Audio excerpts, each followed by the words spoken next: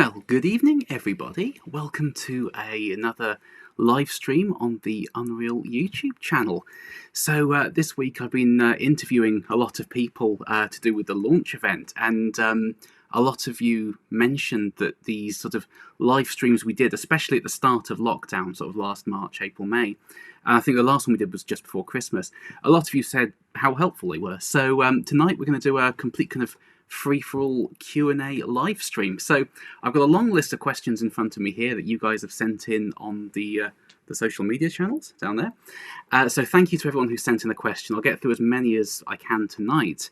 But we also have the, I've also got the live YouTube chat in front of me too. So if you have any questions or thoughts as we go along, please do drop them in the sort of the comments, and I can see them and I'll try and sort of work them into what we're doing. So just a little bit of housekeeping before we get going, just to let you guys know, I'm probably fairly obviously not a trained medical professional. I'm someone who's done a lot of research. I'm one of the trustees of Unreal, but I'm not a trained professional. So please do take everything I say tonight with a slight pinch of salt. You know, there is a chance I might get the odd tiny sort of medical detail wrong a little bit, but I'll do my absolute best with it. So as I said, get in touch with your questions in the chat. Let me know how you are tonight. I'm keen to keep this quite informal tonight and just have a chat with you guys and talk about everything to do with depersonalization. So I'll start by working my way through the questions that you guys sent in beforehand. But any others, as I said, drop them in the chat and I'll get to them as soon as I can. If I miss it, drop it in the chat again, because I will. You know, I'm juggling about 4 different screens here. So yeah, you know, please don't be shy in the chat. I'm very keen to hear from you folks tonight. So the first question I've got here: is there any medicine or pills for DPRD? Now, when you go to somewhere such as the Maudsley Depersonalisation Disorder Service in London, medications are very secondary to psychological therapy. Psychological therapy is the #1 treatment for DPRD when you go somewhere such as the Maudsley. But that said, you know, medications are sometimes used in conjunction with the therapy. They can have some benefit for some people. So when it comes to medicating DPRD, there's one starting point, and it's the only kind of medication combination that's shown any statistical success in relieving DPRD symptoms for a clinically significant number of people. In reality, the percentage it actually helps is still very, very small, but it's the starting point at least, and that's the combination of an SSRI antidepressant and a drug called lamotrigine, which was originally a drug for epilepsy. But nowadays it's much more commonly used within mental health services as a mood stabilizer. So that particular combination of an SSRI, for me when I was on that it was sertraline, but other SSRIs can and are used. The combination of an SSRI and lamotrigine seems to be the starting point. And I think with a lot of DPRD rooted in both anxiety and depression, giving you an antidepressant and a mood stabilizer kind of targets both of those things. And I think that's probably why it showed some statistical success. But as I said, for me, it didn't really have any effect on me. I didn't have any sort of positive or negative effects, really. I didn't even really feel many side effects, which was surprising because I was on a pretty high dose of both of them, a maximum dose, I think. But that's usually the starting point, at least, or at the very, very least, a sort of antidepressant of some sort. But there are other things that have been trialled over the years. But again, these are very much off license. No medication really is licensed to treat DPRD. So if you go to your GP, they won't be able to prescribe you any of these sorts of medications without liaising with a specialist service, or at least kind of secondary care psychiatrist, for example.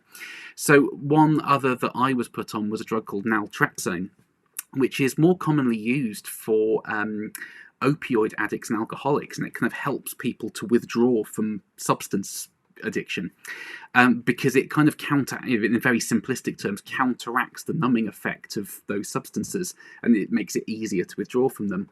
But studies were done, very limited studies granted, with DPRD, showing that for people who get the kind of emotional blunting element of the condition, such as me, it can help to kind of denumb you. It's a very simplistic way of putting it, but it can kind of help to denumb. Again, for me, it didn't have any sort of positive effects, and it's sorry, someone's just said in the chat they've lost sound. Can you hear me here? Can people hear me?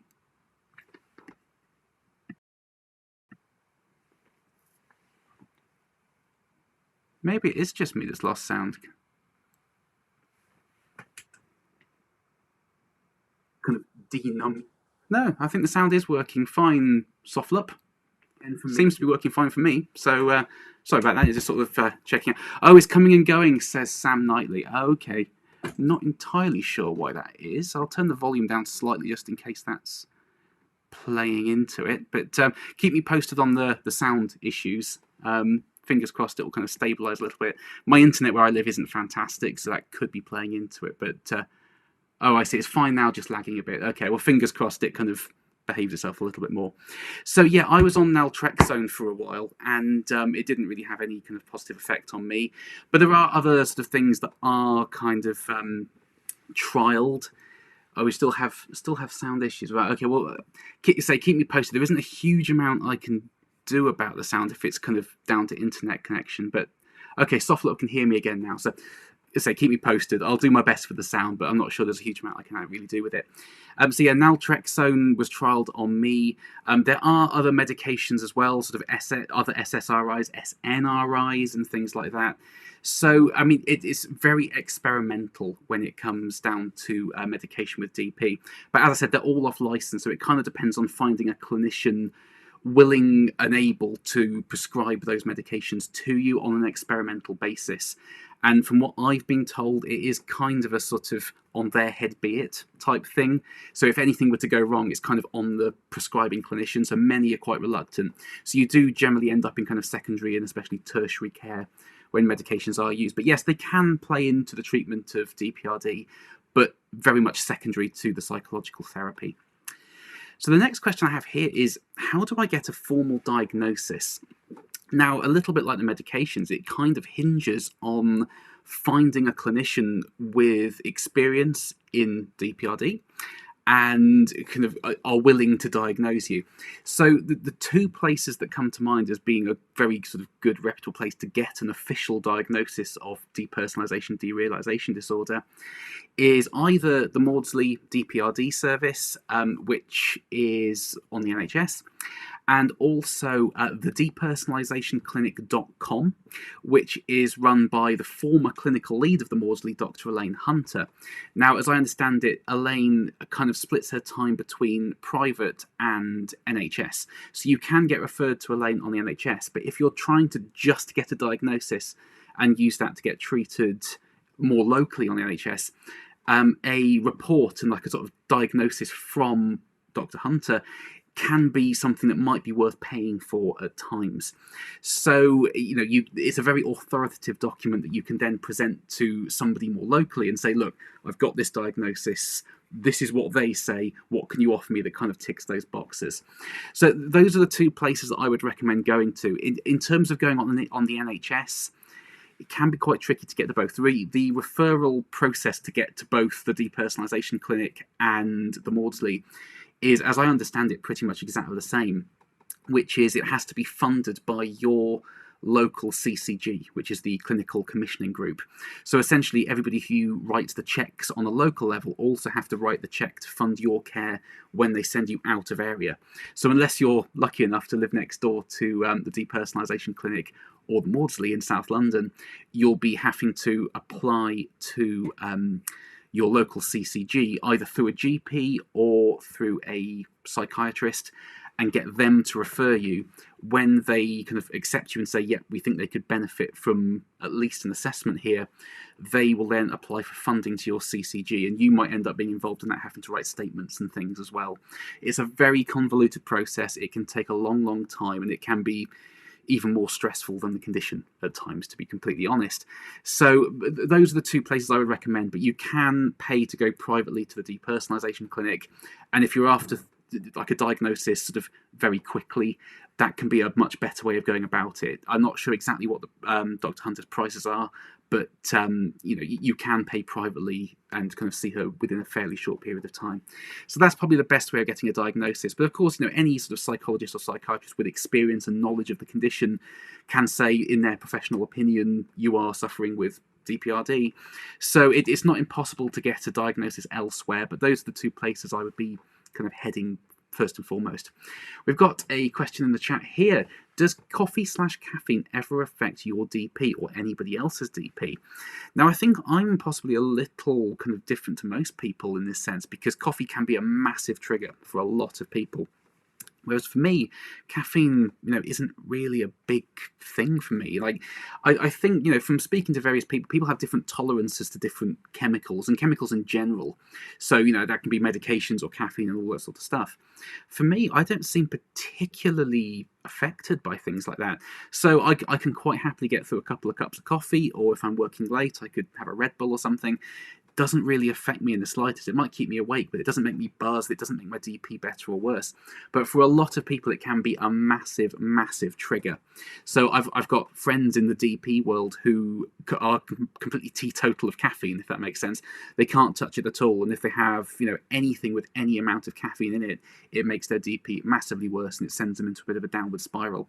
So yeah, it's very, very common to have caffeine affect DPRD, but it's not for everyone. There's no kind of absolutes when talking about DP. Everybody is very individual. Everybody's very different. So if you're worried about caffeine affecting your DP, caffeine-free, cut out caffeine altogether, caffeine substitutes and things like that, stick to the orange squash. There are ways, fairly simple ways around it, but a lot of people have that as a major trigger, absolutely. So another, probably quite a difficult question here, actually. Why do you think you've not recovered from DPRD? Now, this is kind of going back, I suppose, in a way to what I was saying about medications earlier, in that when it comes to depersonalization as a sort of transient symptom and depersonalization disorder, it's more kind of ingrained and lasts for a longer period of time. Both those forms of DP are essentially reactionary. They're your mind trying to protect you from something. And what that something is, that's what varies massively from one individual to the next. So, for example, using the medication idea, a lot of people find that anxiety is their number one issue in terms of their DP going up and down. Excuse me.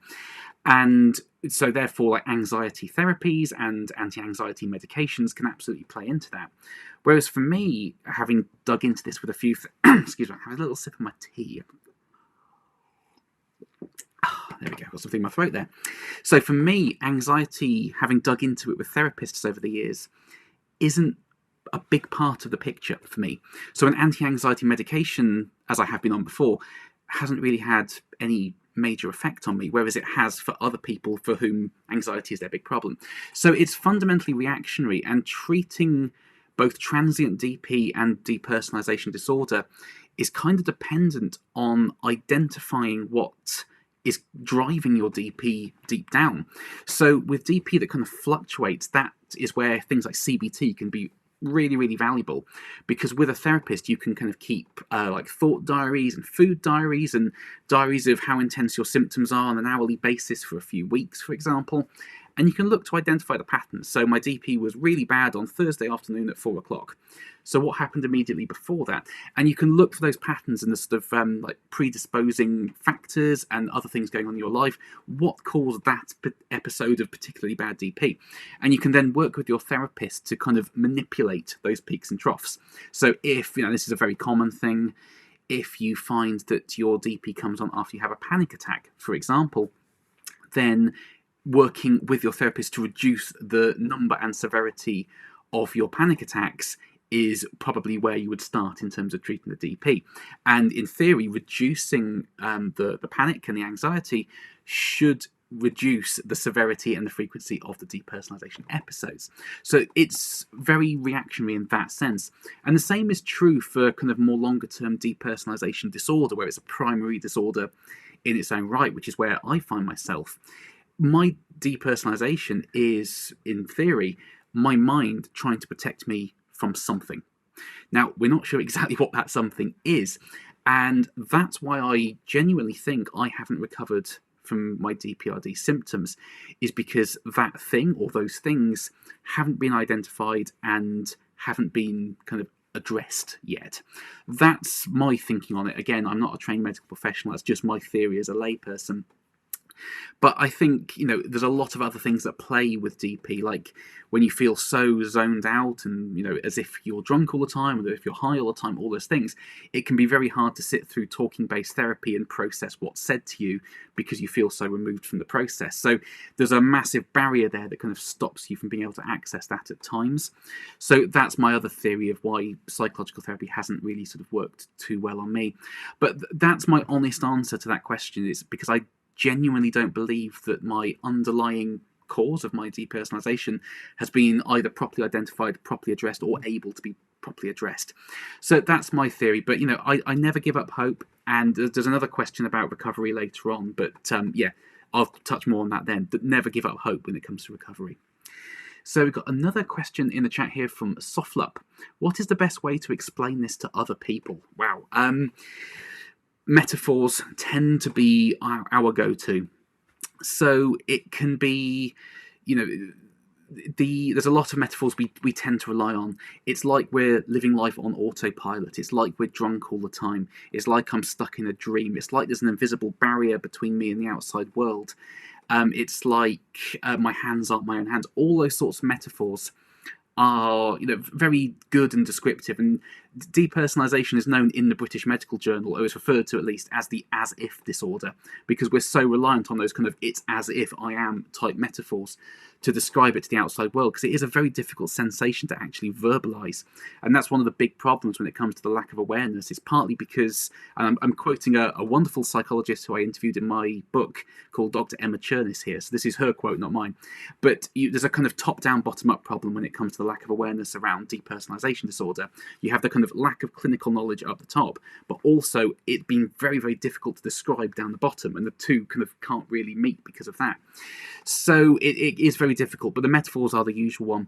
But when it comes to trying to actually relate to other people who either haven't experienced symptoms or might not be aware of what they are, finding common ground of where they might have encountered it in their lives can be a very helpful thing in my experience. So a lot of people, if they, this is a very common example as well, if they're in a car accident, for example, might find that they can get out of the car pretty calmly, and it all feels very surreal, and they can swap details with the person you've had the accident with, and you can probably drive home. And then when you get home, you find yourself trembling and breathless and a bit panicky. And that is essentially depersonalization doing its job in psychological terms. It's helped you to escape a threatening situation. It's helped to keep you calm by numbing those emotions and a sense of reality. So if anyone's ever had an experience like that, receiving a shock phone call saying that somebody close to you has passed away, for example, is another fairly relatable term for a lot of people. So if you ever hear someone describing one of those phone calls, they'll quite often say, it felt like it wasn't really happening. I felt completely numb. I didn't want to believe it. I wasn't able to believe it. It was completely surreal. So again, that's something that, you can say, well, if you remember that phone call, that's kind of how I feel all the time, and finding that common ground. But I should say that at the moment, the coronavirus situation is actually a very good kind of globally relatable metaphor for most people, because certainly something I've noticed in the last kind of year or so is all the lines I would typically use to describe depersonalization to the outside world have been used back on me by other people, describing the kind of the world thrown on its head nature of COVID-19. So people saying things like, it's like we're trapped in a really bad horror film. It's like it's not really happening. Like, it's hard to believe it's really happening. That can be a very useful way into talking to people about depersonalization, because it's like, well, how you've kind of perceived the COVID situation. Well, that's kind of how I perceive everything. And I, for one, I know I'm not alone in this, from people I've spoken to, have kind of found the COVID situation to feel very bizarrely ordinary. It hasn't really felt different to my kind of normal real life, even though the rest of the world has found it so sort of bizarre and surreal and difficult to process. For me, it just feels like business as usual. So that can be another way into it. So it tends to be the metaphors, but finding the common ground that people might be able to relate to in their own life. Most people along the way have been drunk at one point in their life, so it's like being drunk all the time. It's a fairly reliable one. But, that's the way I would go about it, trying to find that common ground to relate to people. So, here we go. We've got some more questions coming here. Fantastic. Tommaso. Hi, Joe. Hi, everybody. Tom from Italy here. Nice to see / hear you again, Joe. You shared your CD years ago. Thanks a lot. I still listen to your guitar abilities. Oh, we've got crossover with my music channel here. Fantastic. Well, thank you, Tommaso. I'm glad you're still enjoying the CD. That's great to hear. So let's get back to the list of questions here. This is a really interesting one that came in. Why do I miss my dissociative episodes? And this is something I've been wanting to kind of make a video about, but I've never really found the right kind of angle to kind of look at this. This is obviously somebody who has experienced transient depersonalization before and is no longer experiencing that. There is a sort of a bizarre comfort to depersonalization. Now, I'm not trying to say it's a nice thing at all. It's a horrible thing to live with, especially long term. But it can be absolutely terrifying if it comes and goes quickly as well. But especially when you live with it long term, you kind of get used to it to an extent. At least that's how it's been for me. And there is a kind of bizarre comfort to not really being able to worry about things not seeming real to worry about, and other things that happen just don't really register as being important. They don't really hit home emotionally. And most of the time, almost all the time, that's a horrendous thing. I was talking to somebody just today about when you go on holiday and the difficulties of going to somewhere new and wanting to experience that new thing, and you can't because you're as numb as when you left home. So it's almost always a terrible thing. But the COVID situation is a very good example. It's a horrible time at the moment, and everybody is struggling in many different ways. But for someone living with long-term depersonalization, especially with the emotional numbing, it kind of hasn't hit home. So I think what can happen for people who have kind of experienced dissociation and the kind of lack of reality and the numbing, when they kind of come out of that episode and they encounter, difficulties out in the wider world, and that could be in any walk of life, in any sort of sense, it's almost, you kind of want to get back into that state. And this is something I've heard from people before, that they were kind of happier being numb and they've come out of it now. And it's a really bizarre thing, because we almost always, in terms of depersonalization, talk about it in a very sort of negative sense of, I'm trying to recover from it, I want to be rid of these symptoms, I want to feel emotions again. But if you come out of that emotional numbing and you're sort of dealing with the same sort of hardship that your mind was trying to protect you from, I can completely see how you might miss that. So I think that's probably it. That's all kind of speculation from my point of view, because, as I've said, I haven't recovered. But that is something I've certainly heard from other people, that when they've kind of dissociated to escape hardships and traumas and things, if they've managed to come out of the dissociation, that trauma's kind of still there if it hasn't been addressed by a therapist and worked with to sort of help come to terms with it and resolve it.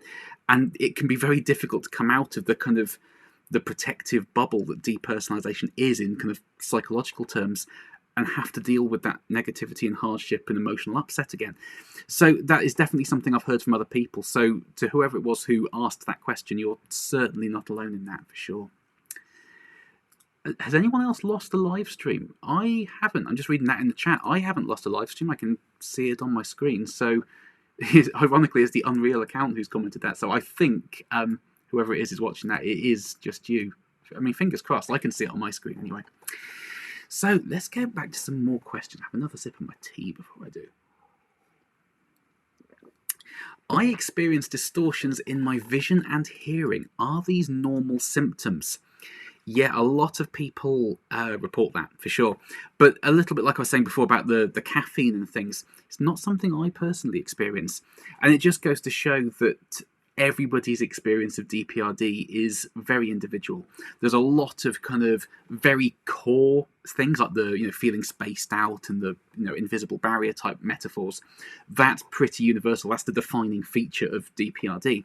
But there's a lot of kind of grey areas on the periphery that some people experience, other people don't. So for me, I very much experience the emotional blunting and numbing. I feel pretty emotionally numb all the time. For other people with DPRD, they can become hyper emotional, and it can go either way on that. And there's a lot of those sorts of things, and there's the distortions in vision. It's something I hear from a lot of people, but it's not something I experience myself. So a lot of people experience like eye floaters. We use the expression seeing things in 2D, visual snow. and things like that. And I don't know too much about the hearing side of things, but I have definitely heard certain people talking about how they hear sort of things differently to other people. Not the sort of hearing voices thing. That's more on the sort of psychosis spectrum, but in a dissociation sense, hearing things slightly differently and worrying about whether they're interpreting things properly. That's certainly something I've heard from a lot of people. So yes, distortions in visions and hearing are very normal for a lot of people in this condition, but not everybody. Everybody's saying the chat is the live stream is working, so that's good to hear. It's always a nightmare using this sort of live streaming software, because if something goes wrong, it's very difficult to fix it. And as I said before, my internet connection here is terrible, so it can be a bit of a nightmare. Anyway, let's get back to some more questions then. Is my emotional numbness a part of depersonalization or post-traumatic stress disorder, or both?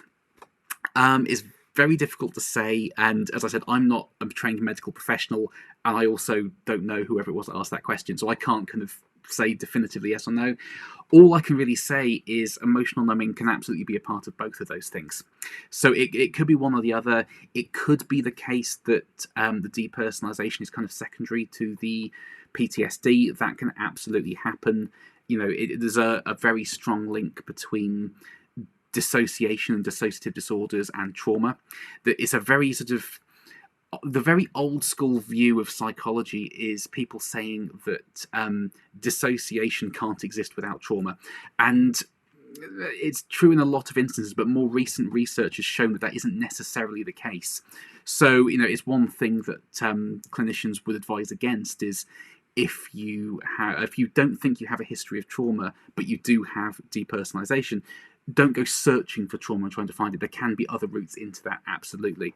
So yeah, I mean, dissociation and depersonalization are the emotional numbing can absolutely be a part of both of those things. So it's impossible for me to say whether it's a part of one or the other or both, because as I say, I'm not trained, but that's certainly something to be aware of and look into with a medical professional for sure. It can certainly exist as part of both of those things. Cool. So, why can I still be angry even though I'm suffering from emotional numbness? Now, this I thought was a really interesting one, because it's certainly something that I can relate to myself. So, as I said, I very much get the emotional numbing sort of aspect of depersonalization, as a lot of people do. And I always used to describe that as I don't feel emotions. Like, I am completely emotionally dry. Now, the more I've kind of dug into that with therapists over the years, I found that it's not entirely true. It definitely is when it comes to positive emotions. Now, for me, positive emotions don't seem to be able to kind of break through into my consciousness. So it's a very strange thing, because I exhibit positive emotions. So if a friend of mine walks into a room, not during COVID times, but if a friend walks into a room, I smile. I love stand-up comedy, and when a comedian tells a joke that I like, I laugh. Those are positive emotions that I kind of exhibit, but I wouldn't say that I'm actually feeling them. And the way I've described this before is, it's like, for me, most emotions are kind of theoretical. It's like I know they're there, but I don't necessarily feel them, even though I kind of understand that they're there. It's a very, very strange thing. But what I have noticed digging into this with therapists over the years is that there are... I would say that at times I do feel angry, and I do feel frustrated, and I certainly at times feel very low in mood. Now, those are emotions. They're not kind of pleasant emotions, and they're not overly strong for me, but they are still emotions. So this is certainly something I can relate to, this question, why can I still be angry even though I'm suffering from emotional numbness? Because that is definitely, it is definitely possible. I am, I would say, 95% emotionally numb, but there is that 5% there that does seem to kind of bubble through every now and again, which, for me, I use that as motivation, which is a bizarre way to look at kind of anger and frustration, but it's a motivation for me that those emotions are still in there somewhere, and I exhibit the positive emotions, and I exhibit the negative emotions, and I can at times feel some of those negative emotions. So that gives me that kind of, dangling carrot of, chasing recovery and trying to make that situation better and try and experience both positive and negative again. But it's a very, very interesting thing. I don't really understand the psychology behind it too much, but I'm exactly the same as you. I do feel kind of anger and frustration, even though I am largely emotionally numb. So it's a very, very interesting point. Thank you for that question. It's really, really cool.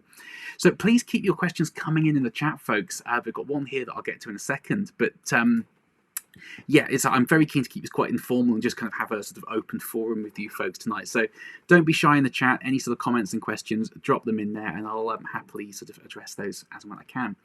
So one here, do you know if autism can cause DPDR? My therapist wants me to go into treatment for autism in the hope it will help with my DPDR because I don't have trauma history or anything. I don't know, to be completely honest with you. As I just said about the trauma, more recent research has shown that dissociation can exist separately from trauma. It's kind of fairly unpopular in some kind of old school psychology circles to say that, but more recent research has suggested that that is likely the case. So if you haven't got a history with trauma, clinicians would advise that you don't kind of go searching for trauma and trying to kind of find trauma in your past and going down that route. I don't honestly know about autism, to be honest. If your therapist wants you to go into treatment for autism, it depends what you mean by treatment for autism. It's not an area I know too much about, to be completely honest with you. If you have an autism diagnosis, then that might explain certain parts of your experience with depersonalization for sure. It's absolutely something to look into with a trained professional. But I'll be completely honest, I don't know too much about that, so I wouldn't want to kind of speculate too much. But it's definitely something to discuss with a trained professional for sure.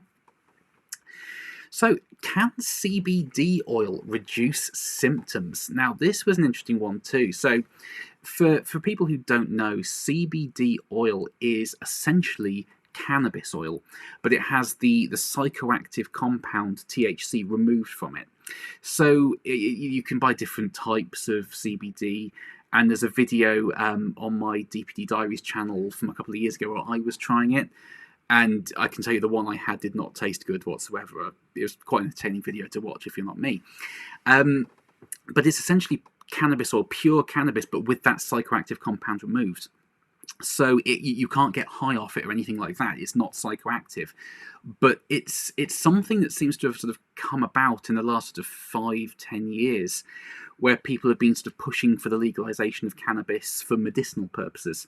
So it's kind of like a legal version of cannabis without the high effects, but some people say that it can kind of have some of the positive health benefits. Now, for me, it didn't have any positive effect at all. So I took a very sort of strong, sort of concentrated dose of it for a few months. And yeah, I didn't notice any positive or negative effects. It was just something that tasted absolutely revolting that I was taking a couple of times a day. But going back to what I was saying about medication earlier, it very much depends what might be driving your DPRD deep down. And all kind of treatment, medication and psychological therapy involves addressing your root cause. And that can take a lot of kind of picking into by a therapist to work out what those root causes may or may not be. And I think the same is absolutely true of the CBD oil. So from what I can gather from reading forums and speaking to a few other people who have taken it, the people who it seems to have helped, to answer your question, it can in some instances help DPRD in particular. The people it seems to have helped are people who seem very prone to anxiety. And I think, where cannabis is often used for the kind of the, recreationally, for the sort of mellowing out effect. I'm not recommending you do try it recreationally, by the way. People often say it kind of mellows you out a bit. I think without the kind of the high element of that experience, people say that CBD oil helps to relax them. It seems to have that effect even without the psychoactive compound. So for people who are maybe kind of anxious people and their anxiety is feeding into the DPRD, anything that helps to reduce that underlying anxiety, in theory, will have a positive effect on the depersonalization, because your mind has less it wants to protect you from, if indeed it's that anxiety it's trying to protect you from. So you reduce that, the DP kind of simmers down a little bit as well. So that's what I've been able to tell. Some people do claim on forums that it does have a sort of positive effect for them, but it seems to be people with kind of anxiety problems, and it kind of helps to calm them down. But again, it's not necessarily for everybody. I didn't notice any improvement at all, and a couple of people reading on forums did say it actually made their DPRD worse. So it's not something I'm recommending. It is something I did try, but it may have an effect on you it may not. It may make things worse. So it's very much a kind of personal choice if you wanted to try it. But it's certainly an interesting thing to consider for sure. Cool, so let's have another look at the chat here. Stephen, I'm a big fan of the film Numb with Matthew Perry, as it's the only representation I've seen. Have you seen it? What are your thoughts? The honest truth is, no, I haven't seen it, but I've got it on DVD over there. And the only reason I haven't seen it is because I bought the DVD right at the time my old computer died, and my new computer doesn't have a DVD drive, and I don't have a DVD player, so I've got no way of watching it at the moment. If it's available online anyway, if anyone has a link to that, please do drop it in the chat, and I'd love to watch it. And I've heard a lot of fantastic things about that film, and as you say, it's kind of one of the only visual depictions in kind of mainstream media of depersonalization disorder specifically. And I know that Harris Goldberg, who directed that film, has experience with DPRD himself, and that's kind of why he put that film together. So I haven't seen it. I do have it, but I don't actually have a way of watching it at the moment. So as I said, if anyone has a link to that, please do let me have it. I'd love to watch it. Either that or I'm going on eBay and finding a DVD player. But a lot of people kind of recommend that film as being a very sort of good way. And going back to what the question earlier about how to kind of talk to family and friends and describe it to them, visual media can be a great way of doing that. So I made a short film a couple of years ago, which is on YouTube somewhere. I think it's actually called Unreal: Life with Depersonalization Disorder. I think I called it that. And that was designed to be sent to family and friends and people who might not be aware of DPRD, but to try and describe it to them using spoken and visual metaphors. And I think that film is a sort of much bigger budget version of kind of that concept. It is a way of kind of presenting it to people in a way that's fairly easy to digest, fairly accessible, but also gets the point across and shows it visually as well as spoken too. So it comes highly recommended, that film, for sure. So another question here. Do you find that your DPRD symptoms follow your circadian rhythms? I find I suffer the least in the morning and things get worse as the day goes on. Interesting. For me personally, my DPRD is very constant, and that isn't the case for everybody. Again, there's no kind of universal, this is the experience, everybody's very different. But for me, my DP doesn't really have those kind of peaks and troughs. It doesn't get better or worse. It's just there as a kind of 24/7 mode that never shifts. But I definitely can relate to my... It's not necessarily the DPRD is worse, but I find things a lot harder when I'm tired, for sure. So in the evenings, I generally struggle a lot more. And I don't necessarily think it's because the DP is worse. It's because I've got the fatigue to deal with on top of the DPRD.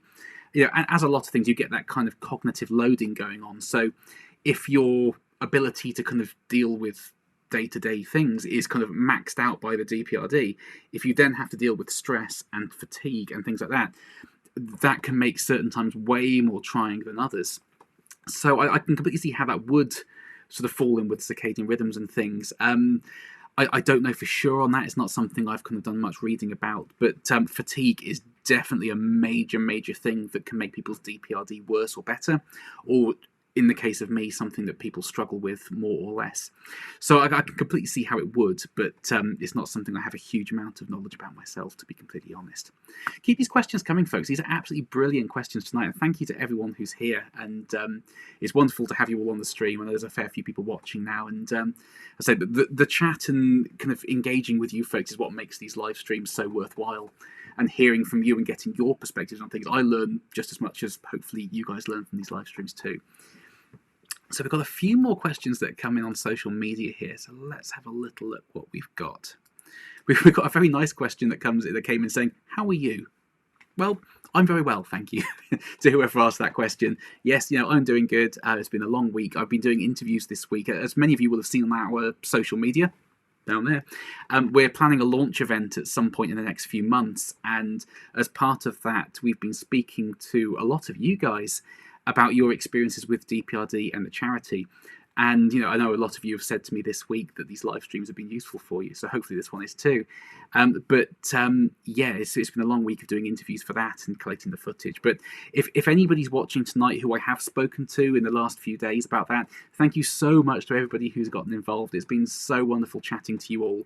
And you've all been so incredibly insightful and, describing things way more eloquently than I can. So it's been really, really nice. So thank you to anybody who's watching who has been involved in that. It's been wonderful being on Zoom with you folks in the last few days. So there's a question here. It's quite an ambiguous one. It says, what do you all do? So it kind of completely depends on what angle you're looking at there. In a charity sense, we do a fair few things. So one of our big things at the moment is the peer support kind of angle. And we used to do the peer support groups once a month in London, and they were kind of in-person peer support groups. So we would hire a venue or meet outside if it was summer and the weather was good, and we would just kind of meet up as a group to just kind of share experiences and coping strategies, and just meet other people with the same condition as us, because it can be a sort of a very cathartic thing meeting people with the same condition, often for the first time in these groups. So we obviously had to kind of shelve those sessions when COVID-19 kicked off. And we did a lot of thinking in 2020 about how we could kind of bring those back to life in a digital sense. So that's one of the big things we do as a charity, is the virtual peer support, which is currently once a month. But we're aware that demand for that is incredibly high at the moment, so we're looking to try and increase that going forwards if we can. So the peer support things are fantastic. So they're on the first Wednesday of every month. There's a theme to the session, and you apply for a ticket. We don't charge for it at all, but you do, to limit numbers, we have to do like an Eventbrite ticketing thing to limit it to 20 people, because otherwise it'd be the biggest Zoom call known to mankind. And essentially, we just kind of meet up on Zoom for an hour. Quite more often than not, we go into the sort of smaller breakout rooms on Zoom. So we have 3 Unreal facilitators on the call, and we go into smaller breakout rooms, each with a Unreal facilitator in it. And we talk about the theme that week. And one thing that's been really, really nice in those peer support groups is, as I was just saying, people meeting others for the first time with the same condition as them, and you don't have to try and describe anything. Like the people you're talking to, they know what life is like for you. And some people who have been sort of very overwhelmed by it in a very positive way. Just the experience of meeting other people with the same condition as them has been really, really good. So that's one of the big things we do as a charity. Signposting to relevant kind of resources, providing information on our website, sharing like infographics on social media, kind of pushing for policy changes and things like that. I mean, obviously the last year has not been a good time to be trying to kind of, especially sort of like government and things, it's not been a good time to be trying to do that, because a certain medical matter has very much taken priority, which is obviously very much justified. So, but hopefully once COVID settles down a bit, we can get back to kind of trying to get DPRD into the NICE guidelines, trying to kind of get it onto the syllabus of the Royal College of Psychiatrists and things like that.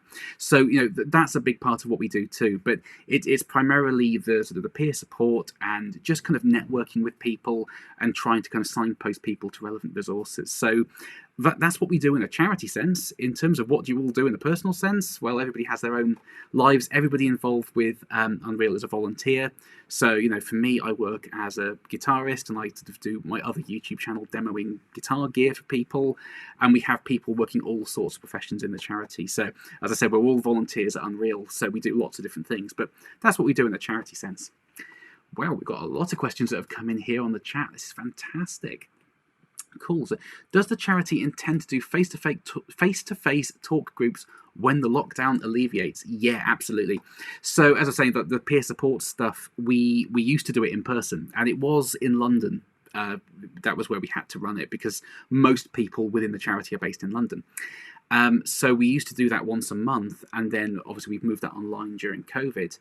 And I think once we're allowed to, and once we can kind of gauge the climate a little bit, because I think I, for one, personally can't kind of work out what life's going to be like in mid-June when, if it happens, all the regulations are eased, because I can't work out if everyone's going to sort of pile out and kind of make up for lost time for the last year, or everyone's going to be sort of very apprehensive about stepping. I really can't gauge what the climate's going to be.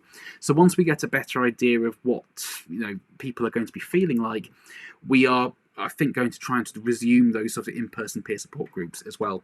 Whether that stays in London or we roll it out elsewhere, I'm hopeful we can roll it out elsewhere, but that takes a lot of planning. So that's probably in the future at some point if it happens. But yeah, I think we're definitely looking to kind of run the virtual peer support and the in-person peer support kind of side by side with each other.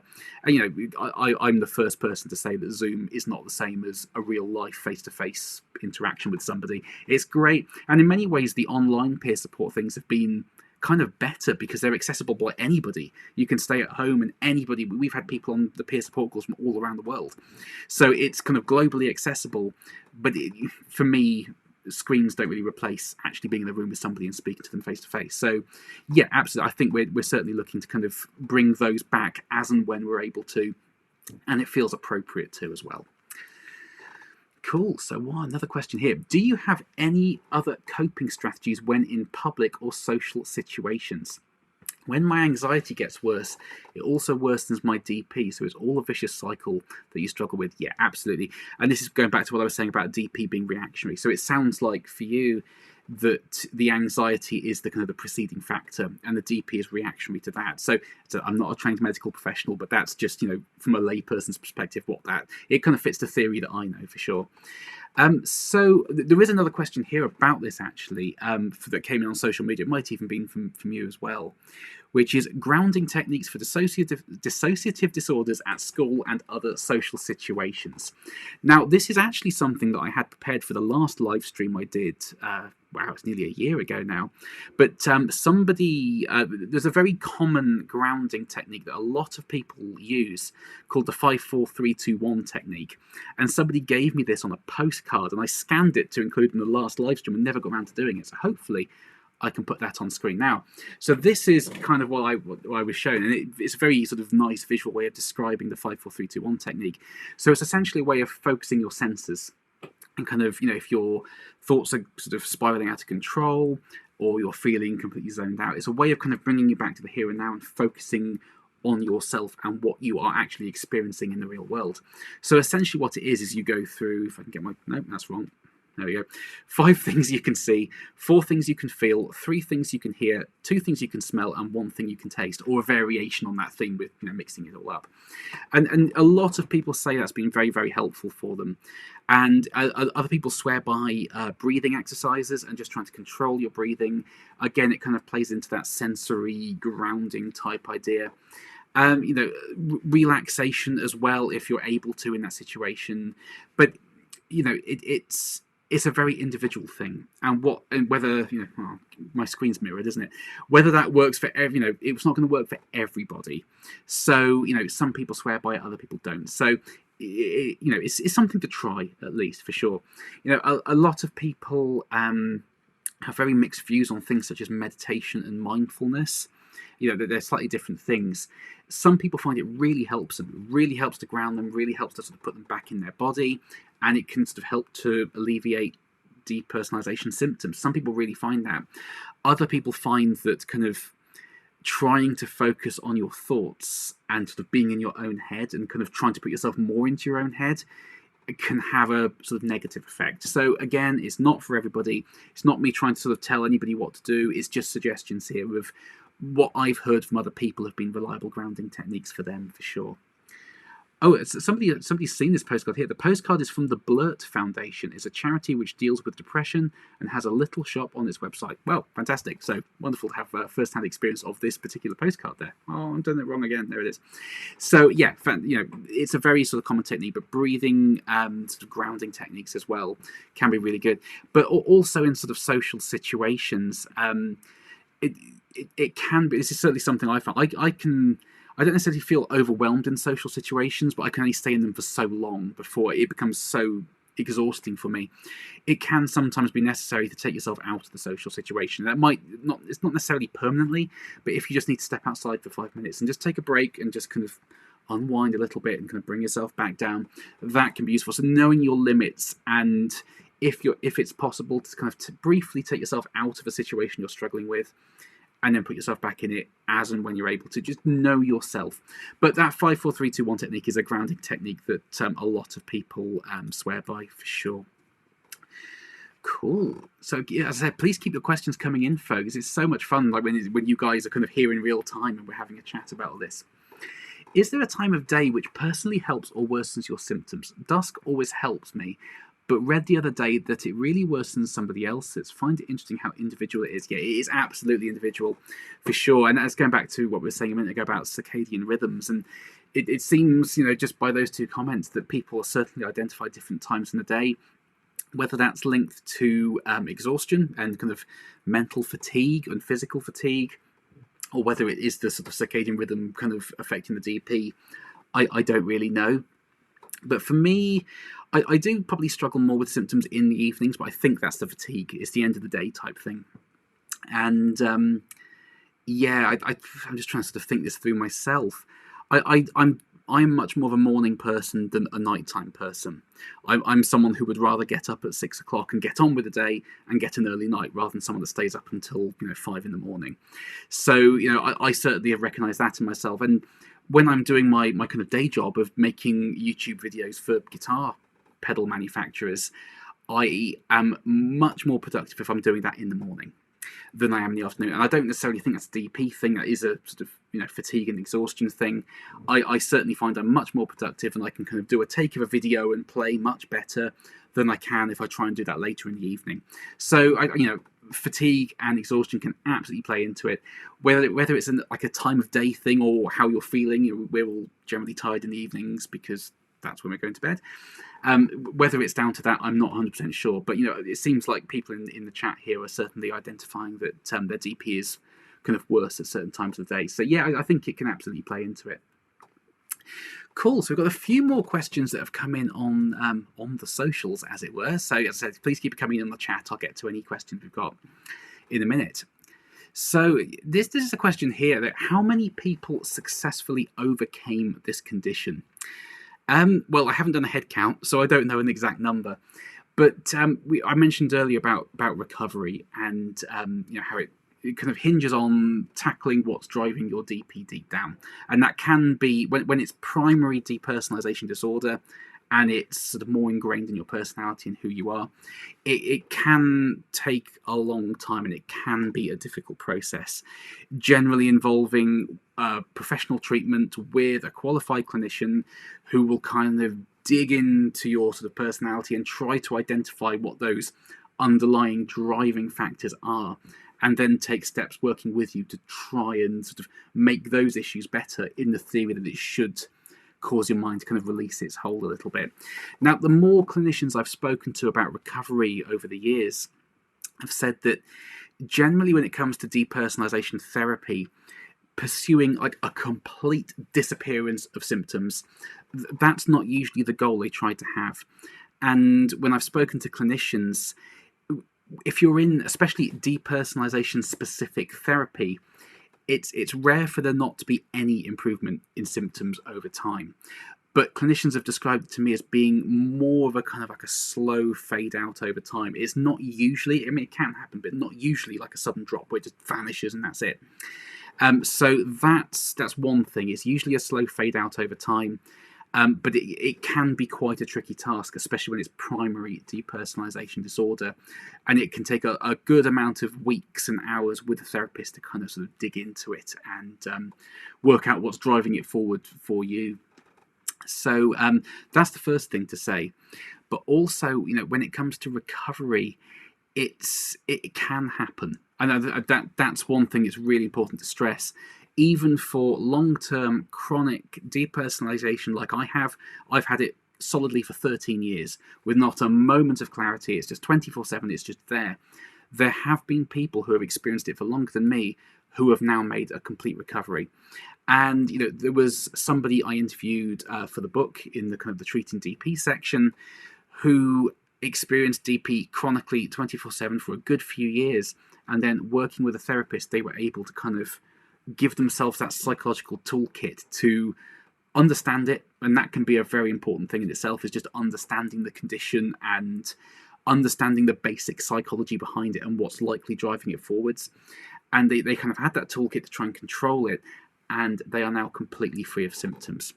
So it's quite difficult, especially when you're in the middle of experiencing this on a 24/7 basis, to kind of keep that hope. Absolutely. I am the first to admit it can be very, very difficult to stay positive and, work towards recovery and have that motivation.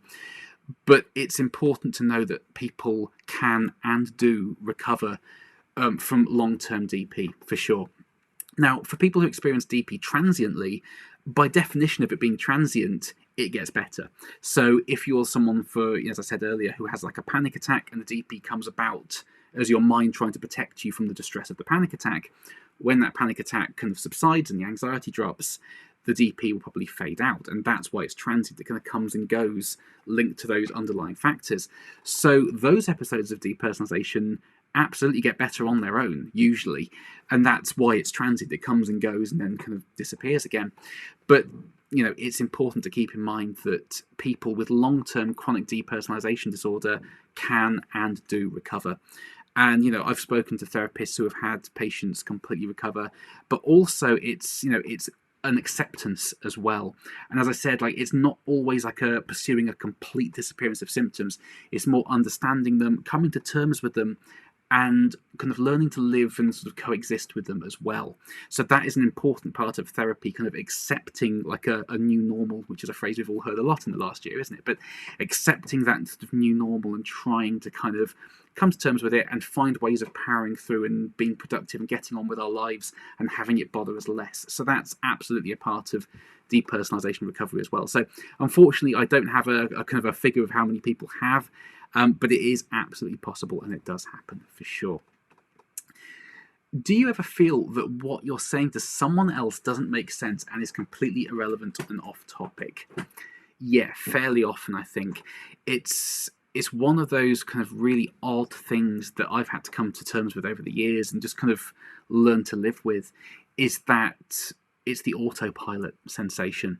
And, even now, I'm looking at a screen now, I've been talking for almost an hour, and to me, it feels like at no point have I given conscious thought to what I'm saying, which I know logically that's completely wrong, because hopefully I'm making sense on this stream and you guys are asking questions, I'm answering it, and it's all going like that.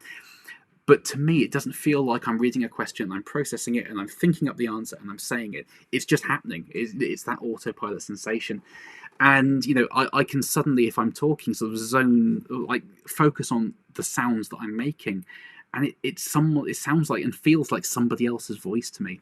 So yeah, I'm forever doubting that what I'm saying is actually making sense, and I kind of lose track of a trail of thought and kind of forget what I've said 2 minutes ago, and that can absolutely kind of play into the experience of DP, that kind of feeling estranged from yourself and your voice and your senses and all that sort of stuff. So yeah, that's a very common thing I hear from people, and it's absolutely something I can relate to myself for sure. I found that after experiencing DPRD for the first time, I didn't realise my symptoms were fading away until I started experiencing dissociation again last year. Yeah, well, as I was saying just now, it's usually, especially when it's sort of long-term DPRD, as you're saying, a kind of a slow fade out. And when you are in DP-specific therapy, it's usually one of the first things the therapist will try and stop you from doing, which, it's not necessarily the cause for everybody, but it's certainly something that will kind of play into this, is the idea of rumination and kind of locking on to the sensations and analysing it constantly and monitoring it like you would like a temperature with a thermometer, and it's still there, and like locking onto it. And a big part of therapy is trying to stop us doing that and staying distracted and not kind of being hyper vigilant of what's going on in our minds. And as the DP kind of fades out, it's probably quite a good thing in a way that you're not monitoring it constantly, and that's probably sort of helping to facilitate that slow fade out. So then if you experience it again, which obviously can happen, you kind of realize that it got a lot better. So another thing that therapists will often do is use questionnaires in therapy, because the therapy itself is designed to stop you monitoring symptoms, but it can be important to as you say, be aware that your symptoms have gotten better, even though you might not have twigged it because you're trying not to focus on it. So, a certain questionnaires are more useful than others, in my opinion. For me personally, in sort of NHS primary care, the kind of the GAD7, PHQ9 forms, I wouldn't say have had a huge amount of relevance to me, but something like the Cambridge Depersonalisation Scale absolutely does. That measures DP symptoms specifically. I think it's 29 questions that you rate out of 10, and a score of over 70, I think, indicates clinically significant levels of depersonalisation. So if you are using something like the Cambridge DP scale, and you've gone from a score of 120 down to 90, that's progress, and that's important to be aware of. But in therapies that are designed to stop you obsessing and monitoring your symptoms, they can be very useful for that. So, it's probably a very good thing that you had that sort of fade out, and you're aware of it now. It's come back a little bit, and hopefully that fade out will happen again. But it can be very difficult to tell, and it can be such a slow fade out for people that it's almost something you don't notice, as you say. So I can't speak from personal experience on that because I haven't recovered. It's certainly something I've spoken about with other people. It's like, I just kind of realised one day that I was kind of okay with everything and I was feeling a lot better. And it can kind of sort of hit you quite suddenly. It's like, oh, actually things have really improved. So, I think that's a very valid point you make there for sure. So we're nearing an hour on the stream, folks. I don't really have a time limit for anything, but, please do keep your comments coming in, and I'll kind of stay as long as you want me, as it were. So I've got two more questions here that have come in on the social media channels beforehand, and then I'll kind of tidy up anything else in the chat, and then we'll kind of bring the stream to a close. So final call, a boarding call for any further comments and questions coming in. Drop them in the chat now if you want me to get to them. I'll work through these two questions that are coming on the socials, and I'll get to the chat, and then we'll sort of bring things to a close. So, I think I've already kind of touched on this one as well in the last comment. Does it stay like this forever? Will I be able to feel happiness in the moment when it goes away? That's, again, something I can't really say from personal experience, but I've spoken to people for whom that has absolutely been the case for. So, people can and do recover for this. So it's, if you can identify what is driving it deep down, and as I said, that's very individual. With chronic long-term DPRD, that's usually done in conjunction with a therapist. Transient DP can, by its nature, get better, in a shorter period of time. But for primary DPRD, you're usually working with a therapist on this. And, finding a suitable therapist is a very important part of that journey. So, as I said earlier, the Maudsley DP Clinic and the depersonalizationclinic.com are two kind of DP specific, within the UK at least. Although I think the Depersonalization Clinic takes clients from overseas as well, so you can kind of do that remotely on Zoom, nowadays. But people do recover from this, and that's something that I think it's very important to remember. And as I said before, it's very difficult to kind of cling on to that and believe that. But I absolutely do believe that. I think as and when I'm able to kind of identify what's driving this forward for me, and work probably with a professional, with medications, if that can help the talking therapy be effective, all that sort of stuff, I genuinely believe that with that approach I can recover from this, even though I've had it chronically for 13 years. So I do my best to stay positive with it. I have very much good and bad days with that. Certain days I don't feel positive at all. Other days I'm much more motivated. So it certainly goes into the peaks and troughs with that.